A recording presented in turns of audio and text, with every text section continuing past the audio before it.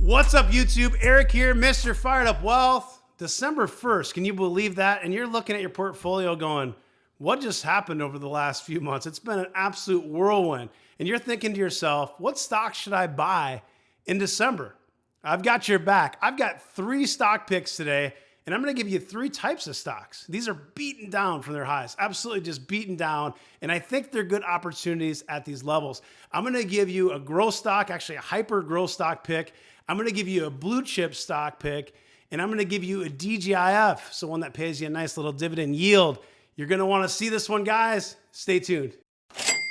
Up first, Upstart. Now this thing has absolutely been hammered from its earnings, this last earnings. It was $401. It's now trading at $201. It was actually trading below $200. And I'm going to show you a chart here in a minute. But this thing is a hyper growth stock. It's changing the game when you think of personal loans and auto loans using artificial intelligence. Now something to note here, guys, and this is something that's rare. If you're investing in hyper growth, usually there's not any net profit margin, so you don't have a PE ratio. This thing is not only growing at over 200% year over year when you look at revenue growth, it actually has a PE ratio. It is a high PE ratio at 252, but it actually was much higher before this last earnings, before the drop. So is 252 PE ratio expensive? Absolutely. But if it's growing at the clip that it's growing, it's going to grow into itself very quickly. You look at the way Amazon grew into its valuation, Tesla, a lot of other names. At this type of growth, I'm going to go out on a limb here and tell you that a 250 PE ratio, it might sound ridiculous if you're a value investor, but for this stock with this growth, it's going to look like a great opportunity in a year or two if you buy it at these levels, in my opinion. I'm not a financial advisor, but that's what I believe. I've covered this stock in several videos on the channel, so definitely subscribe. Go check out some playlists if you want more fundamental analysis, more due diligence on Upstart. But today, I'm going to bring this to you as an opportunity to buy, especially if you can get this thing below $200. Let's look at a chart and see where it might go. Okay, so if you watch the AI series, the artificial intelligence series, Upstart was on there, and we actually drew this up back then. It was in a wedge. We said it was going to break out, and we said the RSI was overbought. It would go over $300, and it went well over $300. It went to 401.49. Now it broke down, and a lot of times what happens when it breaks down is it will trade down slowly in a channel. But the algos and just the overall selling just dumped this thing fast and hard after earnings. Now we have all these lines drawn up. It looks like a rainbow, but each is significant in its own way. So when you look at this, guys, this thing hasn't been around very long. It was a newer IPO. You can see it started trading here in late December of 2020. And just looking at the chart, it's made a huge run, of course, right? It was actually trading down here, guys, $42 back here just in March. And it ran from $42 to $400. So it's a 10x stock.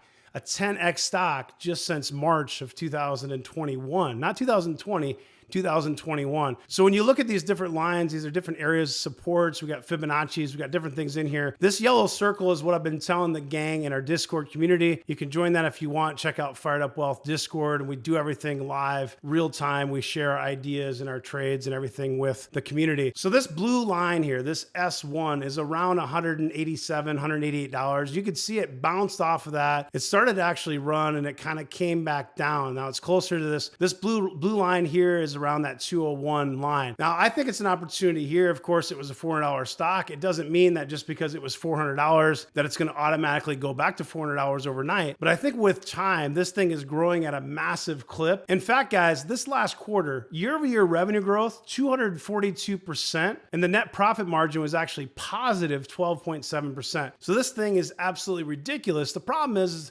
some of the information in the earnings weren't as perfect as we like, and it was priced for perfection. You see a little bit of deceleration, people panic, but you got to remember again, this thing was a 10x run since March, a $401 stock, and it always goes both directions. It runs hotter than it should, and it goes higher than it probably should, and when it sells off, it always sells off a little bit harder than it should. I honestly thought this thing might find support sooner. Other people were saying, $150, there's always going to be bears and bulls on it, but the bottom line here is this thing could go lower. This thing could go as low as, $150. That's possible, but I think it's going to bottom out pretty soon in this range. And I think if you can get it where it's at around $200, especially if you can get under $200 as a long-term investment, I think you're going to be pretty happy with this one.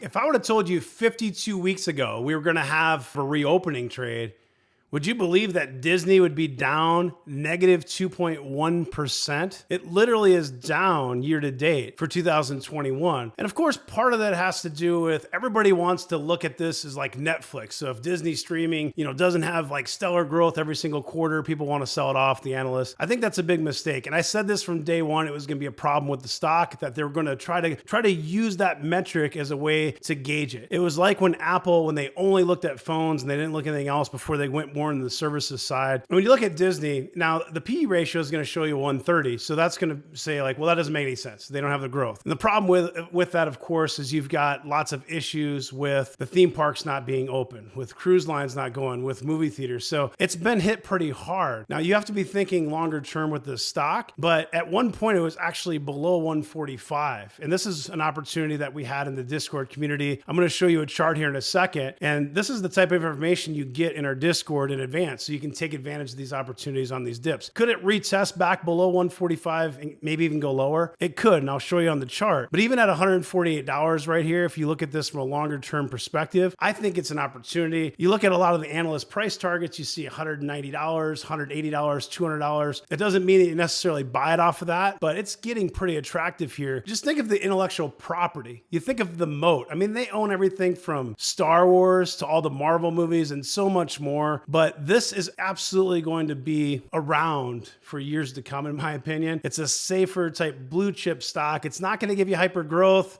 but I think it's an opportunity. Let me show you a chart.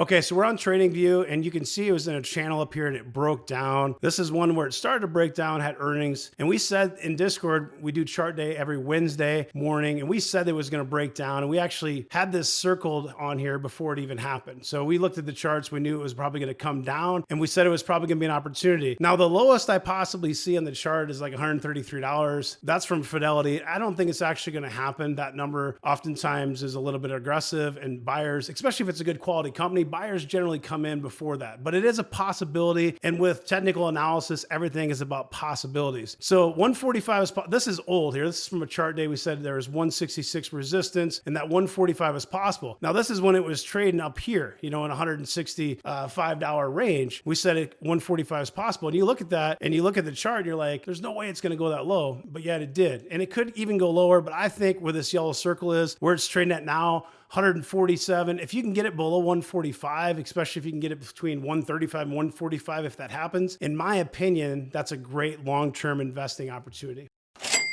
Now, I promised you a DGIF, dividend growth investing for fired. So Skyworks Solutions is a third pick. Now, this is trading under a 17 PE ratio. It has a 1.48% dividend yield. It's only up 7.4% over a 52-week performance. And while a lot of semiconductors have been doing really well, things like NVIDIA have just been blowing it out of the water. Even Marvell Technologies that we recommended about a year ago, that's up 100% since that recommendation. Skyworks has been kind of a laggard. And especially if you look at recently, it's really pulled back. It was trading as high as $204, which was pretty decent, having good performance for the year. But with earnings, with supply chain constraints, lots of different fears, the stock has sold off. But I think this one's getting pretty close to the bottom here. I think it's a good long-term investment. Let me show you a chart. Guys, before I go on, if you could do me a favor, if this is helpful, just smash the like button, drop me a comment. If you're new to the channel, hit that subscribe button, click the little bell to get notifications. I do videos every single week. Right now we're doing every Wednesday, but next year I want to do 2 videos every single week to try to help you as a long-term investor. We have some great ideas in the channel. We've had some massive runners on this channel, like Cloudflare we bought in Discord at $35. Palantir was a buy at $9 before it run. And of course, Palantir is trading,